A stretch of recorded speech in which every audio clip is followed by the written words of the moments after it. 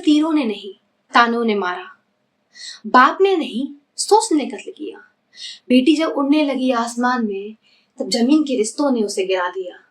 राधिका यादव, 25 साल की वो लड़की जो टेनिस कोर्ट में इतिहास लिख रही थी, जिसने खुद का स्टेडियम खड़ा किया, जिसने बच्चों को ट्रेनिंग दी, और उस स्टेडियम की नींव उसके पिता ने रखी थी।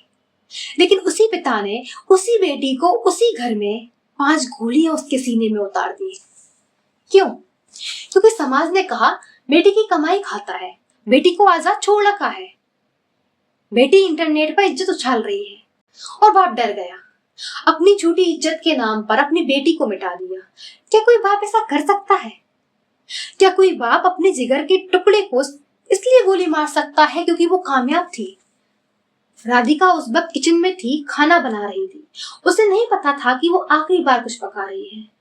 पीछे से बाप आया और जिंदगी का स्वाद बारूद में बदल गया।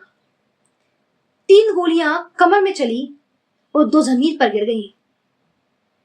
राधिका भी गिर पड़ी, सिर्फ जमीन पर नहीं, एक बेटी की उम्मीद, भरोसे की आखिरी सांस भी टूट गई। और हम सिर्फ ये पूछ रहे हैं कि बाप को क्या हुआ। कोई ये नहीं पूछता कि बेटी को क्या क्या सहना पड़ा होगा।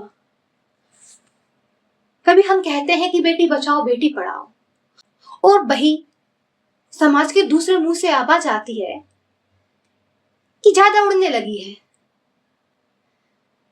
राधिका मर गई, लेकिन उसका सवाल आज भी जिंदा है।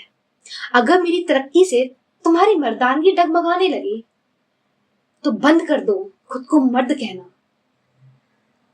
कत्ल बेटी का नहीं हुआ, कत्ल सोच का हुआ। मार डाला गया उस सोच को जो आजाद थी। राधिका तो बस गई, पीछे रह गया एक सवाल, आखिर बेटियों की उड़ान से समाज को इतना डर क्यों लगता है? अगर अल्फाज दिल तक पहुंचे हों, सब्सक्राइब करके जुड़िए अल्फाज नगमा के कारवां से।